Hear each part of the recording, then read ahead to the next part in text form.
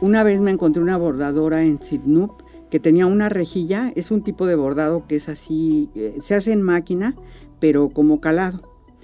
Y entonces aparentemente muchas son como figuras geométricas nada más, ¿no? Entonces era un geométrico muy bonito, era como una red con unas bolitas así cada puntito de red. Le digo, ay, qué fino está eso, qué bonito. Y me dice, son los huevecitos de las arañas.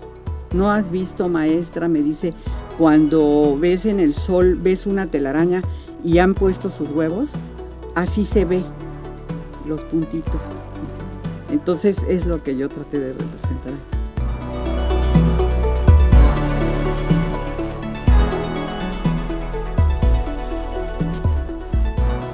Renacimiento Maya. Gobierno del Estado 2024-2030.